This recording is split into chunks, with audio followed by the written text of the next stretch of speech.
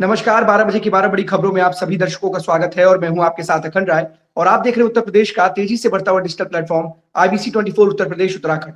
12 बजे की महत्वपूर्ण खबरों की शुरुआत करते हैं। आपको बता दें, कल देर शाम 8 बजे प्रदेश के मुखिया योगी आदित्यनाथ की संघ प्रमुख मोहन भागवत से मुलाकात होती है और इस मुलाकात में कई मतलब कहें कि 40 मिनट तक की करीब मुलाकात होती है और कई अहम मुद्दों पर बातचीत होती है। लेकिन उसके बाद आज सुबह दोनों डिप्टी सीएम अलग-अलग जाकर के संघ प्रमुख से मुलाकात करते हैं और जानकारी निकल करके सामने आ रही है कि दोनों की मुलाकात अलग-अलग एक-एक करके बातचीत हुई और ये 15-15 मिनट का संवाद हुआ, जिसमें सरकार और संगठन के साथ समन्वय बनाने को लेकर के और 2027 की तैयारियों को लेकर के बातचीत हुई। लेकिन सबसे बड़ी बात है कि मुख्यमंत्री योगी आदित्यनाथ के साथ जो कल अकेले में मुलाकात हुई है मोहन भागवत की, उसको लेकर के सियासी मायने निकाले जा रहे हैं कि आखिरकार एक बड़ी बैठक कहें या सीएम योगी की मुलाकात हुई जिसमें कई मामलों पर चर्चा हुई। लेकिन जो सबसे महत्वपूर्ण बात है, जो एक एंगल निकाल के देखा जा रहा है, वो ये है कि मोहन भागवत की सरकार और संघ के साथ एक समन्वय बनाने को लेकर के बैठक है और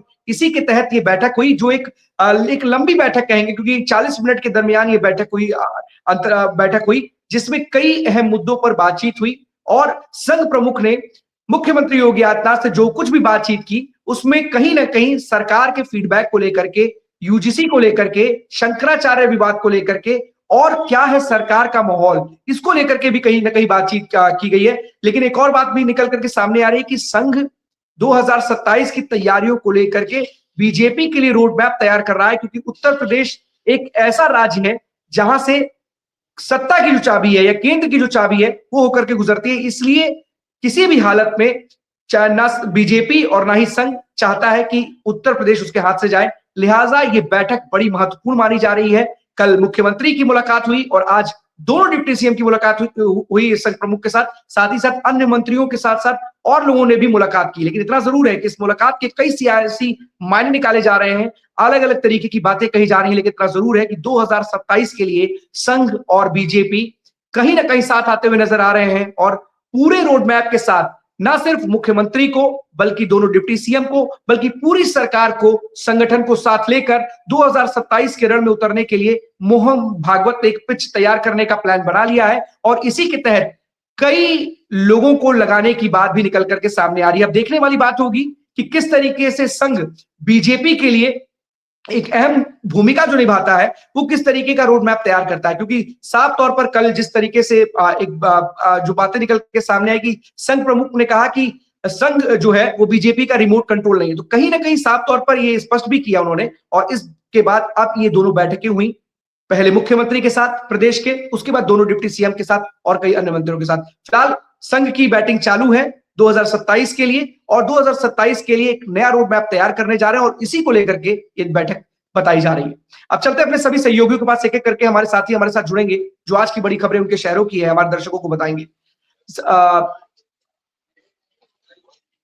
हमारे साथ इंद्रवीर जुड़ रहे रायबरेली से। इंद्रवीर, कौन सी बड़ी खबर है?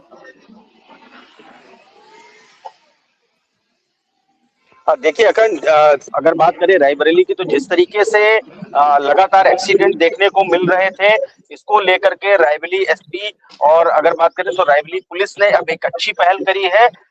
खबर बहुत ही अच्छी है कि जिस तरीके से तमाम सारी गतिविधियां, जैसे एक्सीडेंट होने का मैंने कल भी डिस्कस किया था कि 2 ही 3 वजह होती है, एक तो ओवर स्पीड, एक ड्रिंक एंड ड्राइव। ये 2 मेन वजह ऐसी है जो एक्सीडेंट होते हैं और इन एक्सीडेंटों की वजह से कई सारे लोगों की जान जाती है। इसको लेकर रायबरेली एसपी ने एक स्पेशल अभियान चलाया है 2 दिन से, और ये स्पेशल अभियान ये है कि जैसे सर्किल वाइज क्षेत्राधिकारी होते हैं, तो रायबरेली में अगर बात करें अखंड, तो इस समय अगर बात करूं तो पचरावा और महाराजगंज सर्किल तहसील 6 तहसील है और इन 6 तहसीलों में हर जगह वैसे ही जो है सर्किल वाइज 5 सर्किल, पांचों सर्किलों में अगर बात करें तो इस तरीके से ये कुलदीप म्यूट कर लीजिए आप। अगर 5 सर्किलों में जिस तरीके से ये अपनी टीमें हैं, जैसे अब सलोन थाना क्षेत्र की जो पुलिस है वो पुलिस अब यहाँ आ जाएगी, कहा रायबरेली शहर, और शहर की टीम चली जाएगी सरैनी। हरचंदपुर जो महाराजगंज की सर्किल की पुलिस है वो किसी और से, मतलब सर्किल वाइज चेंज करके 2 अभियान विशेष चलाए जा रहे हैं। एक रात को रोक करके ड्रिंक एंड ड्राइव करने वालों का मापा माप कर जो उनके पास मीटर होता है, एक्सीवेटर मीटर, उसको जो है उन्होंने लिया है। साथ में दूसरा एक बड़ा अभियान ये है कि जो ढाबे हैं जहां पर रात को शराब परोसी जाती है अक्सर, और ऐसे ढाबों पर जहां पर हाईवे बड़े वाहन के जो चालक हैं वो रात को जो है एक अवैध तरीके से उन ढाबों में खाने के साथ शराब परोसी जाती है, उन पे विशेष चेकिंग अभियान चल रहा है। और ये चेकिंग अभियान कोतवालों की बात करें तो एक रोड मैप तैयार करके आपको देना है कि आप किस किस होटल पे, किस ढाबों पे गए और क्या वहां पे रिजल्ट रहा। ये अगले दिन जनता दरबार के बाद एसपी और एडिशनल एसपी खुद से मॉनिटर कर रहे हैं, देख रहे हैं और फीडबैक ले रहे हैं। और अगर ये सही निकल रहा है तब तो गनीमत है, और अगर गलत निकल रहा है तो हमारे सूत्रों की खबर अगर माने तो पहले दिन जब ये अभियान चला तो कुछ कोतवालों ने इसमें हीरा हवाली दिखाई, और इस हीरा हवाली में कप्तान ने कड़ा एक्शन लेते हुए सख्त निर्देश दिया, ये अगर किया जाएगा तो आप उस कार्रवाई के भी लिए तैयार रहिए। तो अब वापस से टीमें फिर से तैनात है और 2 दिन से ये चेकिंग अभियान चल रहा है, और इस अभियान में लेकर के अखंड अगर बात करें तो एक अच्छा रिजल्ट देखने को मिल रहा है। अगर ये अभियान लगातार चलाता रहा और रायबरेली एसपी चलाते रहे तो कहीं ना कहीं देखिए क्या है, मैं एक चीज का विशेष बता दूं आपको। हर कोतवाल की जो कोतवाली, जैसे सलोन कोतवाली पकड़ लेता हूँ एक एग्जांपल के तौर पे, और थाना मिल एरिया, तो थाना मिल एरिया का जब पुलिस यहाँ से सलोन जाएगी तो वो डेफिनेटली एक दूसरे के कॉम्पिटिटर होते हैं। देखिए हर सेक्टर में कॉम्पिटिटर होता है, चाहे वो पुलिस विभाग हो चाहे कोई भी विभाग, तो कॉम्पिटिटर दूसरे की कमियां जरूर निकालेगा, कमियां इन से जानबूझ कर नहीं निकालेगा, लेकिन वो चाहेगा कि अच्छे तरीके से जांच की जाए ताकि कुछ कमियां निकले। मेरी बात समझिए। तो हर कॉम्पिटिटर एक, अब ये क्या हो गया, आपस में ही एक कंपटीशन करा दिया रायबरेली एसपी रवि कुमार ने, और अब उस कंपटीशन के उसमें बेहतर काम, बेहतर पुलिसिंग और बेहतर एक रिजल्ट देखने को मिल रहा है कि आने वाले समय में जिस तरीके से एक्सीडेंट हो रहे हैं क्या उनकी रफ्तार धीमी होगी या नहीं। ये एक प्रयोग है और इस प्रयोग से रिजल्ट पॉजिटिव आने की उम्मीद है। तो अब जो पुलिस है, पुलिसिंग है, वो रात भर जग करके, जो थानेदार रात 11 बजे के बाद जाकर के आराम करते थे, अपने हमराही, अपने जो उनके अपने कारखास होते थे उनके सहारे चौकी और थाना छोड़ देते थे, अब ये खुद जाकर फील्ड पर काम कर रहे हैं। और रायबरेली एसपी, मैं फिर कहूंगा, रायबरेली एसपी रवि कुमार जब से आए हैं अखंड, तब से वो जमीन पर देखे जा रहे हैं। रात को 11 बजे निकल जा रहे हैं, रात को अगर दिन में बात करूं, दिन में जनता दरबार के बाद दिन में जा रहे हैं, मतलब तब कहाँ निरीक्षण कर ले कोई भी जो है अगर बात करें तो ठिकाना नहीं है। और एक अच्छे एसपी अभी तक जिस तरीके से जमीन से जुड़े, जमीन की जो हकीकत दिखा रहे हैं वो कहीं ना कहीं देखने को मिल रही है। अब हो सकता है इन पे कुछ बदलाव भी देखने को मिलेगा, एक्सीडेंट में कुछ गिरावटें भी आएंगी इस जो अभियान चला, इस अभियान को लेकर जी। हाँ बिल्कुल इंद्रवीर, देखिए सबसे बड़ी बात और जो बड़ी महत्वपूर्ण बात कही है कि अभियान तो बिल्कुल पुलिस को चलाने चाहिए, और कोई अभियान 1 दिन 2 दिन या कोई दायरा बना करके नहीं करना चाहिए, लिमिटेशन नहीं होनी चाहिए कि हाँ ये 4 दिनों का बनाया, 1 महीने का बनाया या 1.5 साल का बनाया। ये अभियान समय समय पर जरूर चलाने चाहिए और बिल्कुल अच्छी पहल है रायबरेली के जो नए कप्तान है। और सबसे बड़ी बात जो आपने बताई है कि कुछ ढाबे हैं जहां पर जिन ढाबों पर खाने के साथ शराब परोसी जाती है।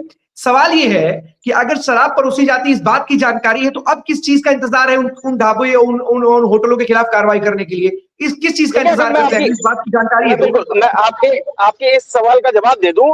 जो शराब परोसी जाती है होटलों में, ढाबों में जो अवैध तरीके से, उसको लेकर के ये खबरें हैं, और खबरों पे अगर मामला निकल के आ रहा है, जो जानकारी है पुलिस को वहां पे उसने तैनाती कर दी, और ढाबे वालों के लिए एक रियायत भी कर दी है कि अगर आप शिकायत, जैसे क्या होता है कि कुछ ढाबे वाले जहां कहीं शराब परोसी जा रही है वहां पे शिकायत करते हैं तो पुलिस, लोकल पुलिस जाकर के, क्योंकि लोकल पुलिस को भी उससे बेनिफिट, उसको भी पैसा जा रहा है, ठीक है कर, तो कहीं ना कहीं पुलिस मैनेज कर लेती थी, लोग मैनेज कर लेते थे। लेकिन अब एक आदेश जारी कर दिया है रायबरेली एसपी ने कि अगर यहाँ पे ऐसी कुछ गतिविधियां हो रही तो आप डायरेक्ट 100 नंबर पे फोन करिए, आपको किसी तरीके की कोई प्रताड़ना झेलनी नहीं पड़ेगी। और इस तरीके के माहौल में हम और रायबरेली पुलिस और रायबरेली वासी और रायबरेली से आने जाने वाले लोगों को सुरक्षित रखना चाहते हैं, उसके लिए ये अभियान चलाया जा रहा है। रायबरेली एसपी का सीधे सीधे दिशा निर्देश है कि आपको कोई खतरा नहीं है, आपको कोई रिस्क नहीं है। अगर आपके यहाँ कोई जबरदस्ती पी रहा है या कोई जबरदस्ती ले, जैसे क्या होता है ट्रक वाले खुद लेके आते हैं ढाबे पे बैठ के पीने लगते हैं, ये अक्सर कई बार देखा गया है हमने, आपने, जनरल सी बात है। तो इन सब को लेकर के बड़ा वो है, और जो ऐसी गतिविधियां परोसे, जो खुद से परोस रहे थे, अब वो सशक्त है, सतर्क है। अगर ऐसा होगा तो उनके लिए एक बेहतर कार्रवाई जो बनती है, सॉरी। कानूनी कार्रवाई पुलिस की, वो होगी। उसमें रायबरेली एसपी रवि कुमार ने सीधे सीधे कह दिया है, अब इसमें कोई हीला हवाली नहीं चलेगी किसी भी थाना कोतवाली क्षेत्र के अंतर्गत। जी बिल्कुल, अब होनी भी नहीं चाहिए। अगर इस तरीके की जानकारियां और भी बिल्कुल जो इस तरीके के इंटरचेंज किया गया है, इस इंटरचेंज से कितना बेनिफिट मिलता है देखने को ये समझ में आएगा। लेकिन इतना जरूर है कि ऐसे ढाबा संचालकों के खिलाफ कार्रवाई करनी चाहिए और कोई भी पुलिस मैनेजमेंट, क्योंकि कप्तान अगर सही है तो इसको करना बहुत बड़ी बात नहीं है। ऐसे ढाबे संचालक डरते हैं अगर कप्तान सही होता है तो। फिलहाल इस पूरी खबर पर नजर जरूर बनाए रखिएगा, क्योंकि एक्सीडेंट को लेकर के जिस तरीके से आपने बताया है कि आए दिन लगातार एक्सीडेंट की वजह से कई लोगों की मौत हो रही है, और उसको लेकर के अब एसपी के जो नए कप्तान है वो पूरी तरीके से एक्टिव नजर आ रहे हैं, और उसको लेकर के उन्होंने एक अभियान के साथ साथ पूरी की पूरी एक शिफ्ट बना रखी है लोगों को चेक करने के लिए। तो अपने आप में एक बड़ी बात है। ऐसे अधिकारियों की जरूरत है और ऐसे काम करने वाले कर्मचारियों की भी जरूरत है जो कम से कम ऐसी इस तरीके के अभियान चला के लोगों की जिंदगी जो जा रही है उसको बचा सके। बहुत बहुत धन्यवाद आपका इंद्रवीर इस तमाम जानकारी के लिए। ज्ञानेंद्र हमारे साथ बने हुए प्रसाद करते। ज्ञानेंद्र, कौन सी बड़ी खबर है? बिल्कुल, देखिए अखंड, आपने कल एक बात कही थी कि आप यूपी बोर्ड की परीक्षाओं पे नजर बनाए रखिएगा, और मैं नजर बना के ही रखा है। और ऐसी चीज लेकर के आया हूं कि प्रशासन के पैरों तले जमीन खसक जाएगी।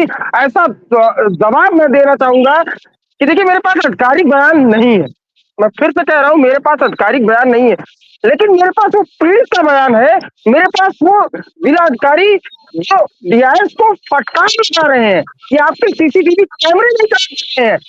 जो एक कंट्रोल रूम प्रशासनिक अमले का बनाया गया है कि वहां के कुछ जो है सीसीटीवी के कैमरे काम नहीं करे। मैं पहले वो शॉट दिखा दूंगा आपको कि जिला अधिकारी शिवसहाय अवस्थी किस तरीके से डीआईएस को फटकार लगा रहे हैं। ओमकार राणा उनका नाम है, और वो साफ तौर पे सोचिए, जिस कंट्रोल रूम में उनको बैठा होना चाहिए था, पहला दिन था, पहले दिन के यूपी बोर्ड की परीक्षा में आप उस कंट्रोल रूम में आप उपस्थिति नहीं है। चलिए, उपस्थिति तो चलिए ठीक है कि आप फील्ड में होंगे, आप स्कूल चेक कर रहे होंगे, ठीक है, लेकिन वहां के सीसीटीवी कैमरे आपके काम नहीं कर रहे। सबसे बड़ी कि प्रशासन की है। लेकिन नकल माफिया अभी तक कोई ऐसी सूचना नहीं आई है कि नकल माफिया एक्टिव हो चुके हैं, कि ऐसी कोई घटना अभी तक सामने नहीं आई है। लेकिन अभी दिन बाकी है, यूपी बोर्ड की परीक्षाएं अभी होनी है। पहले ही दिन सीसीटीवी कैमरों का खराब हो जाना ये सवालिया निशान खड़ा करता है। ये साफ तौर पर जाहिर करता है कि आप नकल माफियाओं को बढ़ावा दे रहे हैं। जो नकल माफिया अभी इनएक्टिव दिख रहे हैं, वो अगले परीक्षा में एक्टिव दिखना शुरू हो जाएंगे। ये डीआईएस की सबसे बड़ी लापरवाही। और बिल्कुल इसका सवाल का जवाब जरा दे दीजिए कि अच्छा ठीक है, इतना सारी चीजें हैं कि डीएम साहब ने उनको फटकार लगाई, इनकी तरफ से क्या बयान है? कैमरे खराब थे, कैमरे की क्या वजह थी, क्यों नहीं कैमरे चल रहे थे, इसको लेकर के उनकी तरफ से कोई बयान आया है, कोई जानकारी निकल करके सामने आई है? बिल्कुल, देखिए अभी डीएम साहब ने इस पूरे मामले पर कोई बयान नहीं दिया, लेकिन एक लापरवाही डीआईएस की ओर से और आई है। मैं खुल के कह रहा हूँ और प्रत्यक्ष प्रमाण के साथ कह रहा हूँ, क्योंकि देखिए आधिकारिक बयान नहीं है। एक लड़का है, साथी है, Alok Kumar,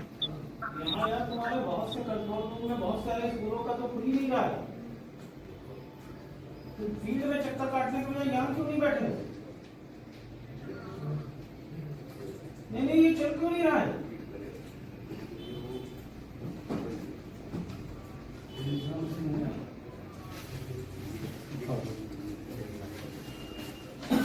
inter connectivity week को ठीक कौन कराएगा? मैं इसको आज शाम तक ठीक करे, नहीं तो मैं आपको सस्पेंड करने के लिए रिव्यू कर रहा हूँ।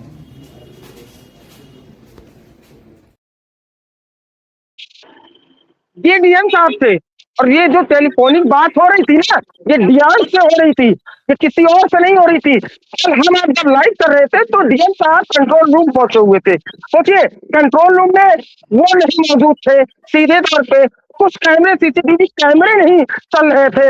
आखिर लाखों की लागत से सीसीटीवी कैमरे लगाए जाते हैं, पैसे आते हैं, आवंटन किए जाते हैं, और हाईटेक कैमरे लगाए जाते हैं। अब एआई मॉडल पे भी कैमरे लगे हैं। सोचिए, और आपके वो कैमरे काम नहीं कर रहे हैं।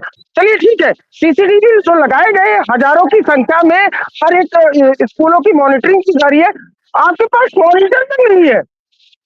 सबसे बड़ी बात कि जो बड़ी बड़ी एलसीडियां लगाने के लिए कही गई है, जहां आप हाई स्कूल इंटरमीडिएट बोर्ड परीक्षा कंट्रोल रूम लिखा है, वहां पर बड़ी बड़ी मॉनिटर लगाए थे, वो भी मौजूद थे।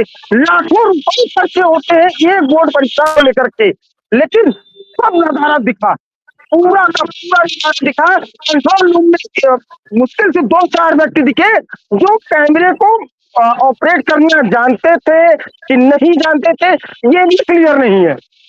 तो सोचिए किस तरीके से यूपी बोर्ड की परीक्षाएं कराई जा रही हैं और किस तरीके से ये सीधे तौर पे नकल माफियाओं को खुलेआम कहा जा रहा है कि आप नकल करवाओ और हमारी ओर से पूरी छूट है। कहीं ना कहीं मैं इसकी पुष्टि नहीं करता हूँ, डीआरएस ओमकार राणा का भी मिली भगत है। अगर आपके कैमरे नहीं चल रहे हैं जो लाखों की लागत से लगे हुए हैं, तो आप नकल माफियाओं से मिली भगत है।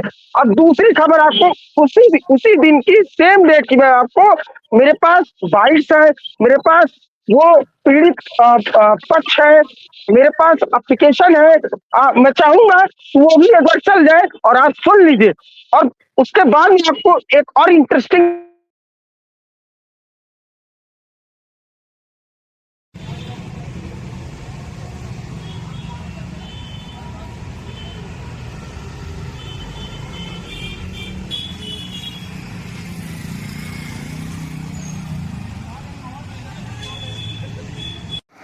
आज आपका पेपर छूट गया है, किन कारणों से छूटा है?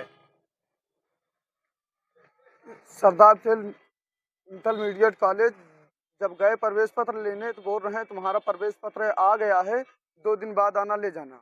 2 दिन बाद गए तो बोल रहे हैं कि अभी नहीं जाना, सेंटर पे आपको मिल जाएगा।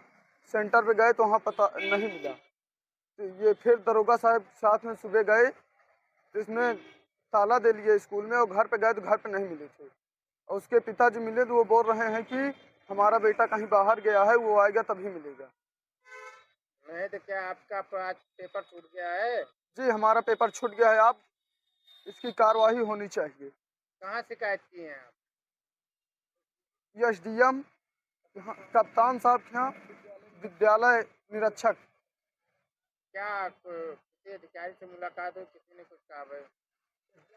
एसडीएम साहब ने आदेश दिया है क्या नाम है आपका? उचित कार्रवाई की जाए। क्या नाम है? आलोक पटेल।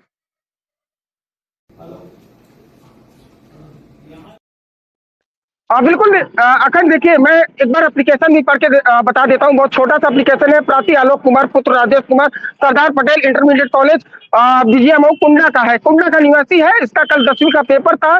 प्रार्थी कई वर्षों से इसी विद्यालय में जो है पढ़ाई कर रहा था। बोर्ड परीक्षा 2006 में 18 फरवरी इससे परीक्षा है, किंतु मेरा प्रवेश पत्र स्कूल द्वारा नहीं दिया जा रहा है। स्कूल में प्रधानाचार्य कई दिनों से मुझे दौड़ा रहे हैं और मुझसे कहते हैं कि क्यों रोज रोज यहाँ चले आते हो, प्रवेश पत्र सेंटर जाएगा साले। मतलब बदतमीजी से बात, गाली गलौज से बात, धक्का देकर गिरा देना, तो उसने आरोप लगाया। ये मेरी ओर से नहीं, मैं एक एप्लीकेशन पढ़ रहा हूँ जो मेरे पास प्रूफ है। सोचिए हम कल ये लाइन दे रहे थे। और सबसे इंटरेस्टिंग बात आपको बता रहा हूँ कि डीएम साहब की फटकार के बाद, जिलाधिकारी की फटकार के बाद डीआरएस कंट्रोल रूम में मौजूद मिलते हैं, तो उनको ये सूचना मिलती है कि एक बच्चे का पेपर छूट गया, कुंडा से आया हुआ है, और वो हर जगह एप्लीकेशन दे चुका है। मीडिया भी मौजूद है, तो उन्होंने पिता और पुत्र दोनों को बुलाया। ये इसकी मैं पुष्टि नहीं करता हूँ क्योंकि मेरे पास उसका कोई फुटेज नहीं है, लेकिन जो मेरे साथी पत्रकार थे एक संस्थान से, बड़े संस्थान से जुड़े हुए, उन्होंने मुझे बताया कि बंद कमरे में पिता पुत्र के साथ बदतमीजी की गई, गाली गलौज किया गया। सोचिए ये डीआरएस किस तरीके से उतर सकता है कि उस बच्चे का हाई स्कूल का पेपर छूट गया और उसके साथ आप बदतमीजी से व्यवहार कर रहे हो। आप उसकी समस्याओं का हल नहीं निकाल पा रहे हो, आप उसके साथ बदतमीजी से व्यवहार कर रहे हो। ये बाइट पहले मीडिया ने ले लिया था, फिर उसके बाद उसको बुलाया गया है। पुत्र को वहां से डांट कर भगाया गया है। अभी तक ये सूचना आ रही है कि कल शाम तक में उसको जो है प्रवेश पत्र नहीं मिला था, लेकिन देर तक खबरें चलने के बाद जिला अधिकारी का आदेश आया और फिर से फटकार डिवाइस को पड़ी है। अब जाकर के एक प्रवेश पर उसके भविष्य के साथ यहाँ का डिवाइस एक तरीके से खिलवाड़ कर रहे हैं और कुछ नहीं कर रहे, और नकल माफियाओं को संकेत दे रहे हैं, आइए आप नकल करवाइए, इसी तरीके से धोखे हमने लाखों का गमन कैमरे में कर लिया है। अगर कल जिलाधिकारी न पहुंचते शायद ये कभी उजागर ही नहीं होता। अखंड बिल्कुल ज्ञानेंद्र, एक बहुत बड़ी लापरवाही है। पहला दिन था, ऐसा नहीं था कि पहला दिन नहीं था और कई दिन बीत चुके थे एग्जाम को। पहला दिन था और अगर आपकी तैयारियों की इस तरीके से पोल खुले कि जो सीसीटीवी कैमरे चलने चाहिए थे वो ना चले, जो मॉनिटर लगना चाहिए था वो नहीं लगा है, आप भी वहां पर उपलब्ध नहीं है, तो सवाल जरूर खड़े होंगे। और सवाल यही नहीं खड़े होंगे बल्कि आपके मिलीभगत के आरोप भी लगेंगे। ये भी एक बड़ी बात है, क्योंकि इस तरीके की स्थितियां जब पैदा होती है, खुद आप डीएम आपको फटकार लगाते हैं, सस्पेंड करने तक की बात कहते हैं और साफ तौर पर उसमें सुना भी जा रहा है कि सस्पेंड करने की बात कहते हैं। एक बड़ा अपने आप में बहुत बड़ी लापरवाही है। आपको इसको दुरुस्त करना चाहिए था, आपको इस पर विशेष ध्यान देना चाहिए था। और अगर किसी कर्मचारी की आपको इस पर गलती लगती थी तो कम से कम इस बारे में अपने सीनियर अधिकारियों को, या हो सकता था तो उनको अवगत जरूर कराना चाहिए था। एक बहुत बड़ी लापरवाही आपकी तरफ से देखी गई है, क्योंकि नकल विहीन परीक्षा कराने का उद्देश्य प्रदेश के मुखिया योगी आदित्यनाथ बार बार कह चुके हैं कि नकल विहीन परीक्षा कराई जाए, लेकिन इसका मतलब ये नहीं है कि किसी परीक्षार्थी को परेशान किया जाए। और अगर इस तरीके की इतनी तैयारियों के बाद भी जब कंट्रोल रूम लखनऊ में बने हो, उसकी कमांडिंग की जा रही हो और प्रतापगढ़ में इस तरीके की स्थिति पैदा हो कि वहां के सीसीटीवी कैमरे काम नहीं कर रहे हो, तो अपने आप में आपके ऊपर सवाल खड़े होंगे और आपकी कार्यशैली पर भी सवाल उठेंगे कि आखिरकार आप जो जिम्मेदारी मिली है उसको आप बखूबी निभा रहे हैं या नहीं निभा रहे हैं। फिलहाल इस पूरी खबर पर नजर जरूर ज्ञानेंद्र बनाए रखिएगा और आखिरकार इस पूरे मामले में क्या अपडेट आता है, क्या वो सीसीटीवी कैमरे ठीक कर दिए गए हैं या फिर उसको लेकर के कोई कार्रवाई के लिए कोई जांच की बात कही गई, कुछ भी है, जो भी अपडेट आता है हमारे दर्शकों को जरूर बताइएगा। बहुत बहुत धन्यवाद आपका तमाम जानकारी के लिए ज्ञानेंद्र। कुलदीप हमारे साथ बने हुए हैं अमेठी से। कुलदीप, कौन सी बड़ी खबर है? जी अखंड जी, मैं बिल्कुल बता देना चाहता हूं कि जिस प्रकार से अमेठी क्या पूरे उत्तर प्रदेश में अनियंत्रित होकर मोटरसाइकिल हो चाहे कार हो पलट जाती है या एक्सीडेंट हो जाता है, इसी की एक खबर जो है हमारे अमेठी में भी देखने को मिली है। पूरा मामला अमेठी गौरीगंज कोतवाली क्षेत्र के गौरीगंज नवोदय विद्यालय का है। मैं बता देना चाहता हूं कि जिस प्रकार से एक कार बारात जिसमें 6 लोग सवार थे और बारात लेकर निकले थे, अचानक अनियंत्रित होकर सड़क के किनारे खड्डे में पलट जाती है और इस हादसे में कार सवार लगभग 6 लोग घायल हो जाते हैं और उनको स्थानीय लोगों की सूचना पर जब मौके पर पुलिस पहुंचती है तो उन घायलों को तत्काल जिला अस्पताल भिजवाया जाता है, जहां पर प्राथमिक उपचार के बाद एक युवक की हालत गंभीर देखते हुए उसको डॉक्टर रायबरेली हायर सेंटर के लिए रेफर कर देते हैं। तो अखंड जी, इस प्रकार से जो है आए दिन रोड एक्सीडेंट, चाहे मोटरसाइकिल हो चाहे कार हो, कोई भी ना कोई जो है किसी ना किसी के कारण जो है एक्सीडेंट लापरवाही के कारण होते चले आ रहे हैं, जिससे जो है बहुत से लोगों की जानें उसमें चली जा रही हैं। और मैं बता देना चाहता हूं कि जिस प्रकार से प्रशासन भी ये चाहता है कि एक्सीडेंट ना हो, इसके लिए गोष्ठी करना, लोगों को जागरूक करना, ये कार्यक्रम जो है चलाया जाता है, लेकिन लोगों की लापरवाही के कारण आए दिन इस प्रकार के अनियंत्रित होकर चाहे मोटरसाइकिल हो चाहे कार हो उसका एक्सीडेंट हो जाता है और उसकी भरपाई उसके घर वाले भी नहीं कर पाते हैं। एक्सीडेंट में बहुत से लोग जो है मृत हो जाते हैं, किसी का हाथ पैर टूट जाता है, जिसके कारण उसके पूरे परिवार के लोग उस संवेदना को व्यक्त करते हैं और उसकी भरपाई भी नहीं कर पाते हैं, लोग परेशान होते हैं। नहीं है कुलदीप, एक बात ये बताइएगा कि आखिरकार आप अमेठी रायबरेली के बगल का जिला है, लखनऊ के बगल का जिला है। अभी हमारे साथ इंद्रवीर भी जुड़े थे और इसी एक्सीडेंट को लेकर के बता रहे थे कि रायबरेली के कप्तान ने इसको लेकर के एक अभियान छेड़ रखा है और कहीं ना कहीं श्री शिफ्टिंग का काम किया गया है, इंटरचेंज करने का काम किया गया है, एक अभियान बनाया, एक पूरा का पूरा एक प्लान वर्क तैयार किया गया है। तो क्या अमेठी में भी इस तरीके की पुलिसिंग है, इस तरीके कोई कार्रवाई की जा रही है, इस तरीके कोई अभियान चलाया जा रहा है विशेष अभियान जागरूक करने के लिए? अरे हमारे यहाँ अपनी जान गंवा देते हैं, हर जगह पर स्थिति आती है। अखंड जी, बिल्कुल मैं बता देना चाहता हूँ कि जिस प्रकार से हमारे यहाँ अमेठी में भी नए कप्तान आए हैं, बहुत ही एक्टिव हैं, इसके लिए जो है वो जगह जगह गोष्ठियां भी करवाए हैं और मीटिंगें करवाए हैं। उसके लिए पुलिसिंग की भी व्यवस्था की गई है, गश्त करना, जो रातों को देखना और जो है लोगों को नियमों का पालन करना, आदि बातों का विशेष ध्यान दिया जा रहा है। पुलिस तो एक्टिव है, लेकिन जो है कुछ लोगों की लापरवाही के कारण ऐसे जो है एक्सीडेंट प्रायः देखने को मिल रहे हैं।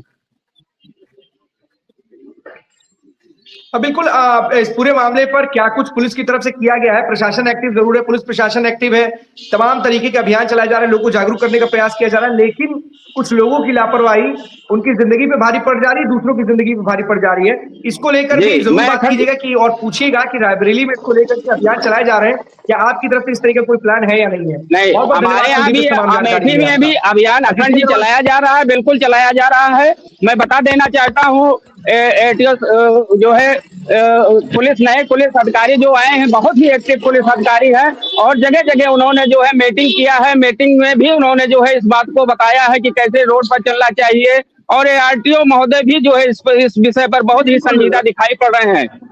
तो ऐसा नहीं है, अमेठी प्रशासन भी जो है दुर्घटनाओं को रोकने के लिए, लोगों को जागरूक करने के लिए बार बार प्रयास कर रहा है, लेकिन लोगों की लापरवाही के कारण जो है दुर्घटनाएं हो रही हैं, जिसमें उनके लोग, उनके परिवारीजन भी परेशान होते हैं। बिल्कुल कुलदीप, इसीलिए कहा कि लोगों के लिए जिस तरीके का कोई एक रोड मैप होता है, उस रोड मैप के बारे में जरूर अपडेट कीजिएगा। बहुत बहुत धन्यवाद आपका कुलदीप इस तमाम जानकारी जी अखंड जी, धन्यवाद। जितेंद्र हमारे साथ बने हुए, जितेंद्र हमारे साथ बस्ती से बने हुए। जितेंद्र, कौन सी बड़ी खबर है? बिल्कुल अखंड, कल जिस तरीके से देखा गया था, एक महिला सिपाही के द्वारा शहर के कोतवाल के ऊपर आरोप लगाया गया था कि उनके द्वारा उनसे छुट्टी मांगने के नाम पर उनसे दुर्व्यवहार किया, गाली गलौज की। फिलहाल अखंड बात है, उसमें एक नया मोड़ और भी सामने कल शाम को नजर आया था। उसमें महिला द्वारा यह भी इस तरीके से बताया गया कि जो कोतवाल है उन्होंने ये कहा कि जीजा कहने की बात तक सामने आई है।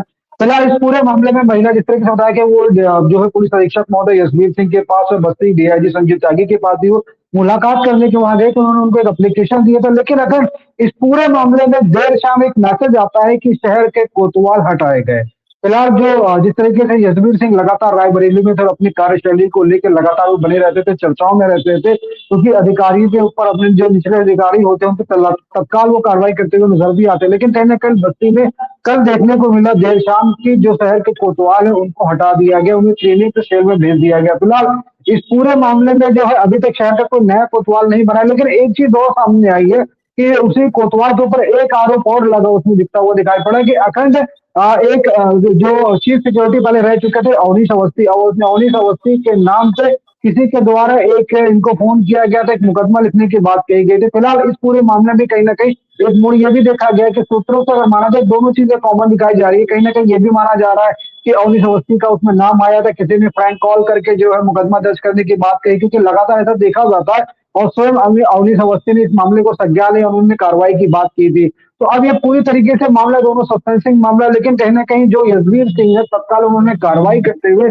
जो कोतवाल है उनको तो हटा दिया है और ट्रेनिंग सेल में भेज दिया है। अखंड बिल्कुल जितेंद्र, देखिए अपनी कार्रवाइयों के लिए, अपनी कार्यशैली के लिए जाने जाते हैं यशवीर सिंह, और रायबरेली में किस तरीके से इंद्रवीर ने दिखाया उनकी कार्यशैली को लेकर के। यहाँ पर भी बहुत देर नहीं की, अगर कोई शिकायत मिली तो उस पर एक्शन लिया, इंस्टेंट एक्शन लिया और कोतवाल को हटा दिया। सबसे बड़ी बात है कि एक पुलिस अधिकारी पर, क्योंकि अधिकारी ही है वो, कोतवाल है तो अधिकारी ही है, उनके ऊपर इस तरीके के आरोप लगते हैं, और वो भी किसी और ने नहीं आरोप लगाए बल्कि उनके ही महकमे की किसी एक महिला सिपाही ने इस तरीके के गंभीर आरोप लगाए हैं।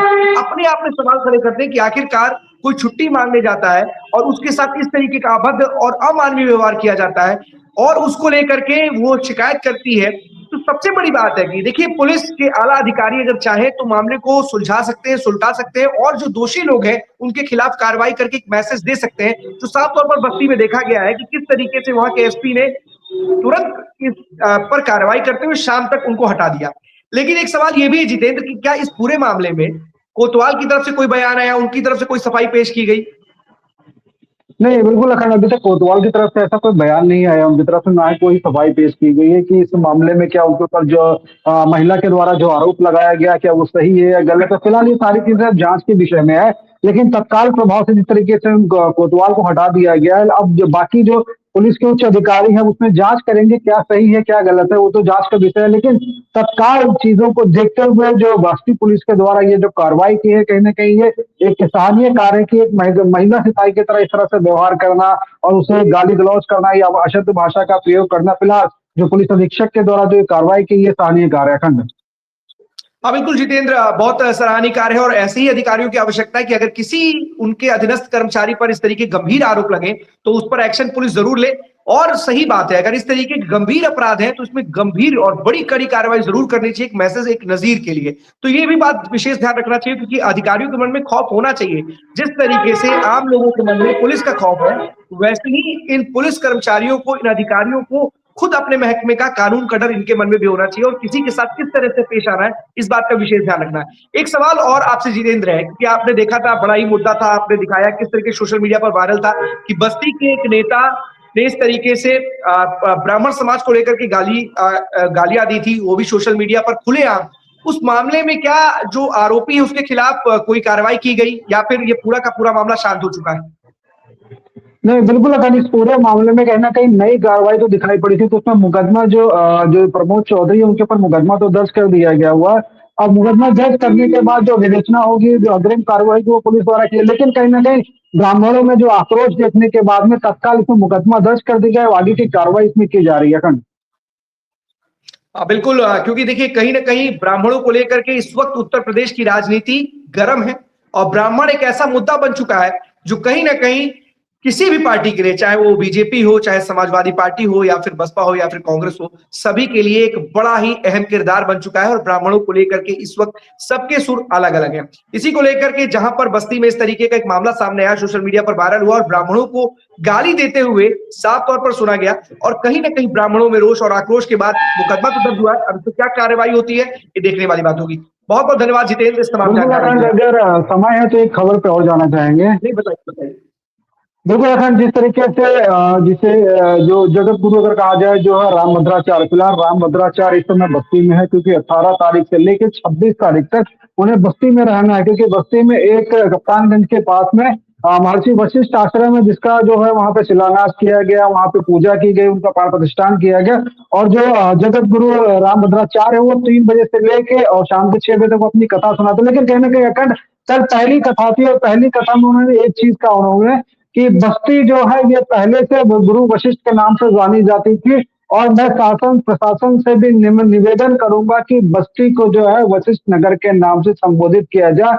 और उन्हें यह भी कहा कि मैं कह रहा हूं जल्दी ही ये हो जाएगा। तो कहीं ना कहीं लगातार चर्चाओं में बस्ती जो है वशिष्ठ नगर के नाम से बना रहता है। कहीं ना कहीं लगातार लोग कहते रहते हैं कि बस्ती को बस्ती की जगह पे वशिष्ठ नगर कर दिया जाए, क्योंकि जिस तरीके से प्रभु श्री रामचंद्र जी की जिस तरह से बात है कि उनकी दीक्षा भी यहाँ पे हुई थी, तो गुरु वशिष्ठ का आश्रम यहाँ पे है। स्वयं राजा दशरथ ने यहाँ पे पुत्र प्राप्ति के लिए मखौड़ा धाम में उन्होंने यज्ञ किया था, जिस वजह से जो है भगवान श्री राम सहित जो है चारों लोगों की पुत्र प्राप्ति हुई थी। तो कहीं ना कहीं बस्ती जो है अयोध्या से समीप है और कहीं ना कहीं भगवान रामचंद्र की तमाम ऐसी सारी भूमि यहाँ पे है। यूं कहा जाए कि जो राजा दशरथ की तपोभूमि भी बस्ती के मखौड़ा धाम में ही है। फिलहाल जो है बस्ती तो वशिष्ठ नगर को की बात करने के लिए राम भद्राचार्य ने बात कही है कि जल्दी हो जाएगा। तो अब देखना होगा इसमें कि क्या होता है, क्या बस्ती का नाम राम जो है वशिष्ठ नगर बनाया जाता है कि नहीं। अखंड हाँ बिल्कुल जितेंद्र, देखिए प्रस्ताव उनकी तरफ से है और इस प्रस्ताव पर अंतिम मुहर सरकार को लगानी है और नाम बदलता है या नहीं बदलता है देखने वाली बात जरूर होगी। लेकिन इतना जरूर है कि इतने बड़े सन्यासी संत ने अगर बात कही है तो हो सकता हो शायद जिस तरीके से उत्तर प्रदेश में नाम बदलने को लेकर के कई बार देखा गया है, हो सकता हो कि इस प्रस्ताव पर कहीं ना कहीं जो सरकार है वो विचार करे और इसके नाम को लेकर के कहीं ना कहीं एक प्रस्ताव तैयार करे। फिलहाल इस पूरे प्रस्ताव पर किस तरीके की सरकार की क्या प्रतिक्रिया आती है, सरकार इस पर कितना सहमत होती है, सरकार इस पर कोई एक्शन लेती है, ये देखने वाली बात होगी। लेकिन उनका सुझाव, उनका एक प्रयास है कि बस्ती को वशिष्ठ नगर के रूप में जाना जाए और इसका नाम वशिष्ठ नगर के रूप से इसको पहचाना जाए, एक बड़ी बात है। तो फिलहाल राम भद्राचार्य जी अपने आप में बहुत बड़े साधु संत सन्यासी हैं और उनकी बात को बहुत लोग, उनके बहुत अनुयायी हैं, उनकी बात को बहुत मानते हैं। फिलहाल उनका ये सुझाव कितना सकारात्मक और किस तरीके से सरकार इसको लेती है ये देखने वाली बात होगी। बहुत बहुत धन्यवाद आपका जितेंद्र इस तमाम जानकारी के लिए। आपको बता दें इस वक्त ब्राह्मणों को लेकर के एक अलग ही राजनीति देखने को मिल रही है। लेकिन सबसे खास बात है शंकराचार्य। जी हाँ, शंकराचार्य का जो मुद्दा है वो लगातार एक के बाद एक, या कहते जैसे जैसे दिन आगे बढ़ रहे हैं वैसे वैसे ये बढ़ता हुआ चला जा रहा है। आपको बता दें कि आज सुबह सूबे के जो डिप्टी सीएम है ब्रजेश पाठक, उन्होंने अपने आवास पर बटुकों को बुलाया, उनका सम्मान किया, पुष्प वर्षा की, माथे पर तिलक लगाया और कहीं ना कहीं इस तरीके से उनका सम्मान करके उन्होंने ये जताया कि जो उन्होंने, क्योंकि उन्होंने एक दिन पहले या उन्होंने बात कही थी कि बटुकों की चोटी नहीं खींचनी चाहिए थी, जिन्होंने भी ऐसा किया है उनको पाप लगेगा। तो कहीं ना कहीं एक दिन पहले ये बोलना, उसके बाद आज बटुकों का सम्मान करना अपने आप में दर्शाता है कि कहीं ना कहीं जो शंकराचार्य का मुद्दा है, क्योंकि विधानसभा में मुख्यमंत्री योगी आदित्यनाथ ने जिस तरीके से स्वामी अभिमुक्तेश्वरानंद सरस्वती को लेकर के बातें रखी थी, उनके शंकराचार्य होने पर सवाल खड़े किए थे, वहीं एक बार पहले ही, क्योंकि इससे पहले जो दूसरे डिप्टी सीएम है केशव प्रसाद मौर्य, वो भी कह चुके हैं कि भगवान है, पूजनीय है। वहीं अब जो दूसरे डिप्टी सीएम ब्रजेश पाठक है, वो भी अब कहीं ना कहीं इस बात को बताते हुए नजर आ रहे हैं। तो एक सवाल सबके मन में उठ खड़ा हुआ है कि आखिरकार सूबे का मुखिया इस पूरे विवाद पर एक अलग बात, अलग सुर है, लेकिन दोनों डिप्टी सीएम का अलग सुर है। तो कहीं ना कहीं जो ये अलग सुर है जो शंकराचार्य के मुद्दे पर, अब इसने एक नई बहस को जन्म दे दिया है और कहीं ना कहीं राजनीतिक गलियारों में एक नए बहस छिड़ गई है कि आखिरकार सत्ता पक्ष के ही लोग अलग अलग सुर में बात कर रहे हैं। दोनों डिप्टी सीएम उनको भगवान पूजनीय और उनके बटुकों के साथ जिस तरीके का व्यवहार किया गया वो अमानवीय है, कार्रवाई की बात कर रहे हैं, पाप लगने की बात कर रहे हैं। तो वहीं दूसरी तरफ मुखर होकर के मुख्यमंत्री योगी आदित्यनाथ शंकराचार्य जी के लिए अलग बात बोल रहे हैं। तो कहीं ना कहीं ये जो विवाद है जो अब थमसा गया लग रहा था, लेकिन डे बाय डे ये कहीं ना कहीं उठता जा रहा है और इस विवाद पर लगातार कहीं ना कहीं नई नई बातें और अपडेट होते हुए दिखाई दे रहे हैं। आज आपको बता दें वाराणसी में 1 बजे स्वामी अभिमुक्तेश्वरानंद सरस्वती पीसी करेंगे, लेकिन अभी देखने वाली बात होगी कि उनकी ये पीसी किसको लेकर के है। लेकिन फिलहाल जो जानकारी आ रही है कि वो अपनी बात प्रमुखता के साथ रख सकते हैं और उन सारी बातों पर सबकी नजर होगी, देखने वाली बात होगी। एक और बड़ी महत्वपूर्ण खबर आपको राजधानी से बता दें, क्योंकि एक आईएएस अधिकारी हैं और लखनऊ विकास प्राधिकरण जैसे महत्वपूर्ण विभाग के उपाध्यक्ष भी हैं। आईएएस अधिकारी प्रथमेश कुमार को लेकर के एक जानकारी सामने आई थी कि कल देर रात उनका मोबाइल हैक हो गया और हैकर्स ने उनके मोबाइल से तमाम आईएएस पीसीएस को क्यूआर कोड भेज करके पैसों की डिमांड की। 20 से लेकर के 40,000 48,000 तक की डिमांड की गई। कई उनके अधिकारियों को, उनके साथियों को जब संदेह हुआ तो उन्होंने फोन किया, जिसके बाद ज्वाइंट सीपी को खुद आईएएस अधिकारी ने कंप्लेन की। उसके बाद हैकर्स की तलाश में एलडीए कार्यालय पहुंचे अधिकारी और बहुत कम समय में ही अधिकारियों ने हैकर्स के बारे में जानकारी जुटाई और जानकारी मिली कि छत्तीसगढ़ से इस हैकर ने इस तरीके का काम किया है।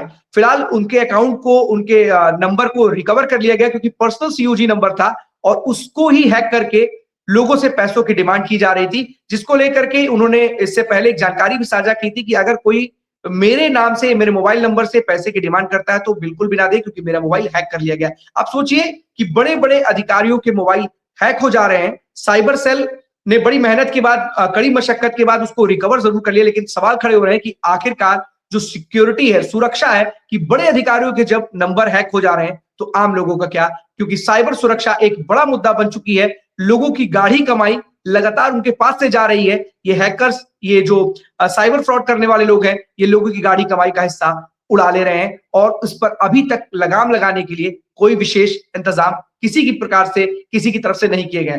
ये बड़ी गनीमत की बात रही कि आईएएस अधिकारी के नंबर को जिसने हैक किया था उससे बहुत जल्द रिकवर किया गया। पुलिस की टीम भेज दी गई है उसको पकड़ने के लिए, उसको लाने के लिए, लेकिन इतना जरूर है कि आईएएस अधिकारी भी अब इससे नहीं बच रहे। जो पढ़े लिखे लोग हैं, जो बड़े बड़े जानकार हैं, वो इनकी गिरफ्त में आते हैं, साइबर फ्रॉड का शिकार हो जाते हैं। अब इसी को लेकर के कहीं ना कहीं कोई योजना बनाने की जरूरत है कि जिससे आम आदमी इसका शिकार ना हो सके। तो 12 बजे 12 बड़ी खबरों में आज के लिए बस इतना ही। कल हम आपके सामने फिर से होंगे हाजिर, तब तक ले दीजिए हमें इजाजत। धन्यवाद।